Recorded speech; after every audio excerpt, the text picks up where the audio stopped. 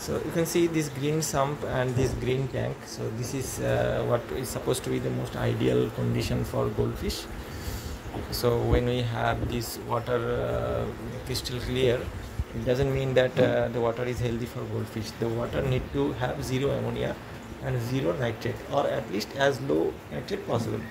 So how we achieve that? We create, typically we know we create sump and we create overhead filter, or we have create external canister or all those kinds of things.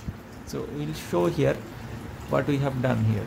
So we have created the external sump system, which is not a very normal sump. We have like all the normal sump things, like the water is getting cleaned, water is getting filtered first through the sponges here, and then it is going through this filter media where the bacteria are there, gram negative bacteria are there, which convert the ammonia to nitrate.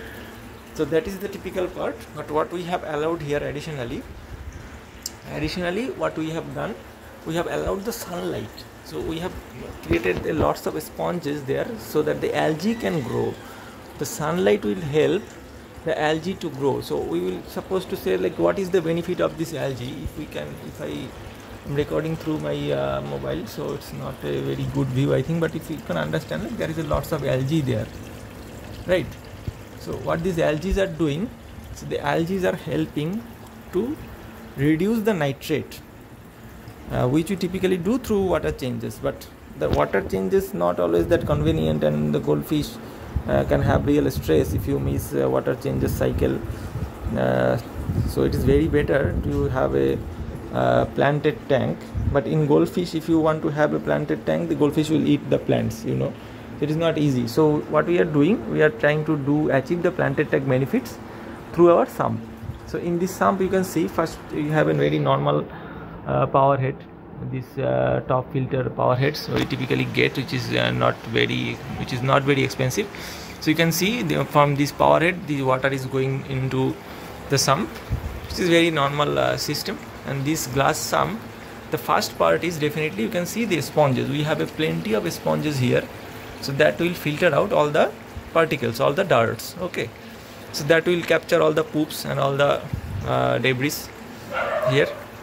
And then we have this water system, water flowing system. You can see here what it is doing. The water is going from here and this way it is coming. So what it will do, it will flow through the media.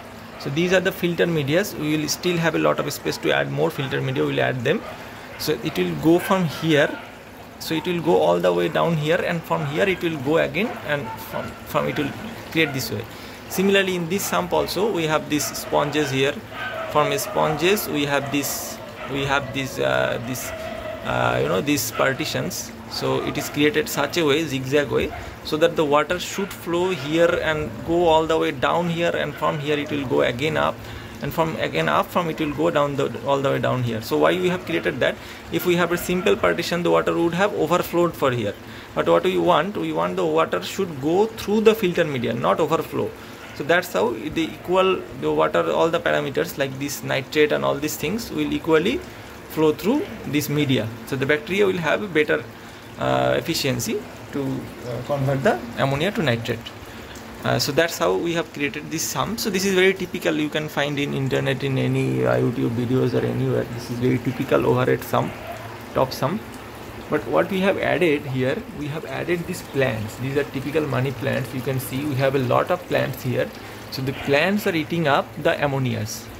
We are not depending on the bacteria only, because bacteria conversion, bacteria settlement takes a lot of time, and that is not enough to say the truth. If you have a lots of goldfish, like here you can see plenty of big size goldfish are there, and this green tank we have very large Thailand imported goldfish. So these are all very big goldfish. So this is a giant bloodline goldfish. This black one is a giant bloodline. It's a Waranda, and all these ruikins are all also Thailand and Indonesian ruikins. So these are very big fishes and expensive fishes. So they produce a lot of waste. So we have not only depending on the filter media. So the main thing is, like, we are not only depending on the filter media like these bricks which are capturing the bacteria. We are also taking the help of algae and plants. So that is the main thing of a green ecosystem sump.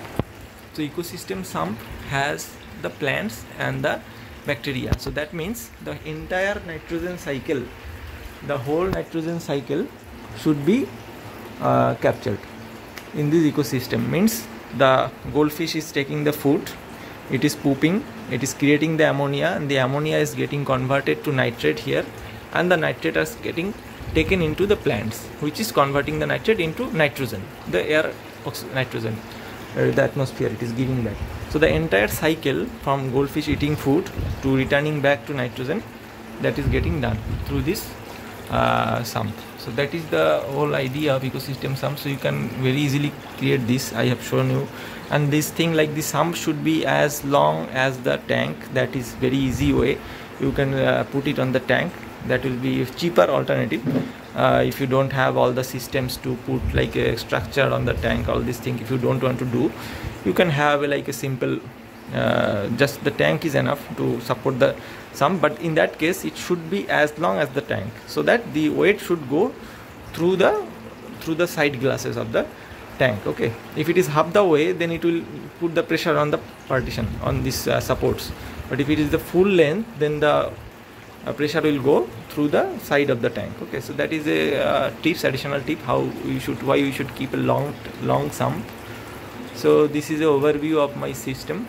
So you can see, I hope this will help you guys, or I will share this video with my colleagues and all my friends who are in this goldfish hobby and who want to understand how this sump and all these things should be created.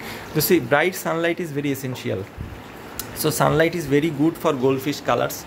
So goldfish, these guys are a little stressed now because I am taking the video and I am here all the time. So anyways, so these guys will be very happy to get this sunlight. The bright sunlight will help with their coloration, the pigments. It is very healthy for them, and this algae will grow on the tank glass. You can see this glass algae, they will take a lot of control on the ammonia and nitrate. So algae on the plants, they take both ammonia and nitrate. So this is very good way. So I am not changing water that frequently. So this is, and these feeds are also very happy. I can feed them a very high protein food because of this sump that I have. The ecosystem sump is helping me with the high protein food. Otherwise I would avoid the high protein food because it creates a lots of ammonia in the system. So if you don't have a strong sump or a strong filtration system, avoid high protein food. It will create a lots of ammonia in the system. So if you have such a strong filtration system, then you can go with protein food.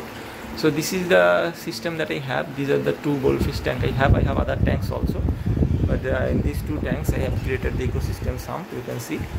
So hope this help you guys to understand how the filtration should be set up in goldfish tank. Okay, so this is a lengthy video. I hope you will see till the end to understand these functionalities. So anyways, thank you for watching. See you in the next video. Bye.